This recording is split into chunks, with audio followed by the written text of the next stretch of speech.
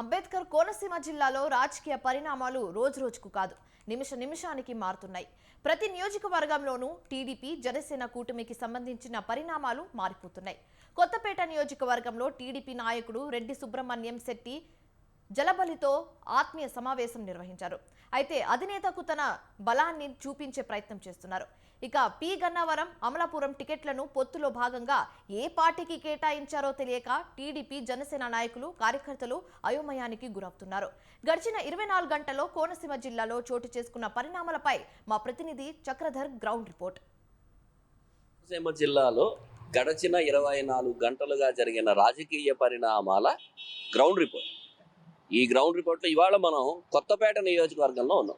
ఇది అమలాపురం అంటే అంబేద్కర్ కోనసీమ జిల్లా ప్రధాన కేంద్రానికి 20 కిలోమీటర్లు ఉన్న కొత్తపేట నియోజకవర్గం. ఈ నియోజకవర్గం మొత్తం ఇప్పటి వరకు జరిగిన ప్రతి ఎన్నికల్లోనూ చాలా కీలకంగా ఉంది. ఈసారి మరింత కీలకంగా మారింది. దానికి కారణం ఏంటంటే ఆ అన్నదమ్ములు ఇద్దరు చెరో పార్టీలో ఉన్నారు. వాళ్ళిద్దరికి మన పొత్తు లేకపోతే కనుక వాళ్ళిద్దరికి టికెట్లు వస్తాయని అనుకున్నారు. ఆఖరి క్షణంలో పొత్తు కుదిరింది. అందులో నష్టపోయింది జనసేన అభ్యర్థి బండారు శ్రీనివాసరావు. ఇందాక ఆయన్ని కలవడం కలిసాము, ఆయనతో మాట్లాడాము.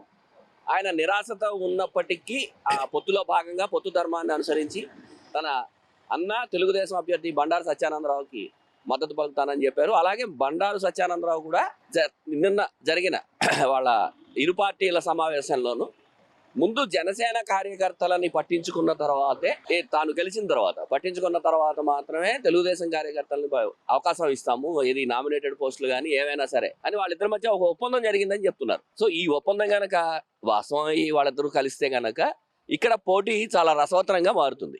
ఇది కొత్తపేట. అలాగే కొత్తపేటలో ఒక అద్భుతమైన అంశం ఏంటంటే తెలుగుదేశం పార్టీలోనే అది మనం దాన్ని చీలికన్నామా లేదా మరీ అంత పెద్ద మాట కాదు, కానీ ఒక శెట్టి బలిజీ సామాజిక వర్గం నుంచి ఒక వ్యతిరేకత వచ్చింది.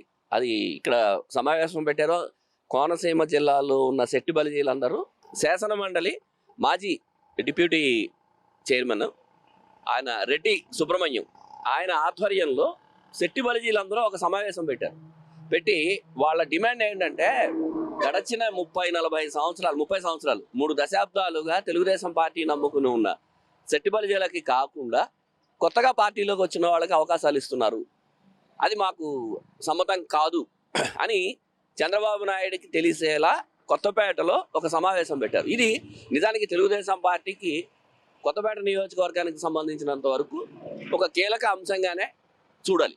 ఎందుకంటే రామచంద్రపురం నియోజకవర్గం నుంచి ఆయన ఇన్ఛార్జి రెడ్డి సుబ్రహ్మణ్యం రామచంద్రపురం నియోజకవర్గం ఇన్ఛార్జిగా తెలుగుదేశం ఇన్ఛార్జిగా ఉన్నారు.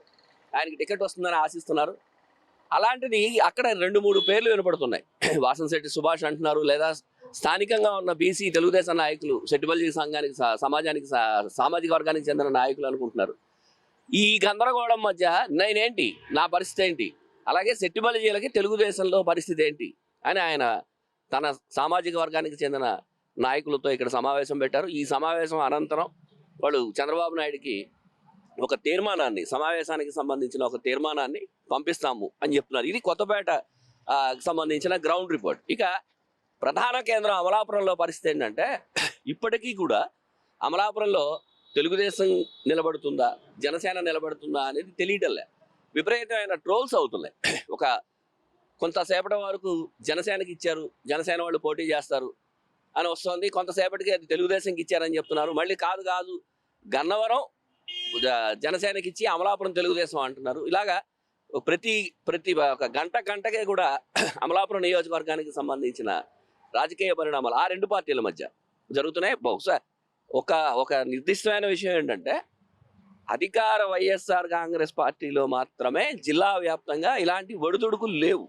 ఒక్క ఎంపీ చింత అనురాధకు సంబంధించి ఏదో ఒక కమోషన్, చిన్న అలజడి ఏదో జరిగింది తప్ప మిగతాదంతా కూడా వాళ్ళు అనౌన్స్ చేశారు, టికెట్లు అనౌన్స్ చేశారు, వాళ్ళు పని చేసుకుంటూ పోతున్నారు. ఈ 24 గంటల్లోనూ జిల్లాలో ప్రస్తుతం ఉన్న గ్రౌండ్ రిపోర్ట్ అయితే ఇలా ఉంది. ఇక మిగతావి రామచంద్రపురం కానీ, రాజోలు కానీ, అలాగే ఆలమూరు అంటే ఇప్పుడు మండపేట అయింది, ఆ మండపేట కానీ అక్కడ తెలుగుదేశం వాళ్ళు వాళ్ళ ప్రచారాన్ని ప్రారంభించి పనిచేస్తున్నారు. అలాగే వైఎస్ఆర్ కాంగ్రెస్ పార్టీకి సంబంధించిన అభ్యర్థులు కూడా తమ ప్రచారాన్ని ప్రారంభిస్తున్నారు. ప్రస్తుతం గడిచిన 24 గంటలుగా ఉన్న గ్రౌండ్ రిపోర్టు కాస్త ఆ ఒడిదుడుకులతోటి కాస్త ఇబ్బందికరంగా అటు తెలుగుదేశం పార్టీకి ముఖ్యంగా కాస్త ఇబ్బందిగా మారిందనే చెప్పాలి. కెమెరామెన్ రెడ్డి శ్రీనివాస్తో ముక్కామల చక్రధర్, అంబేద్కర్ కోనసీమ జిల్లా స్వతంత్ర ప్రతినిధి.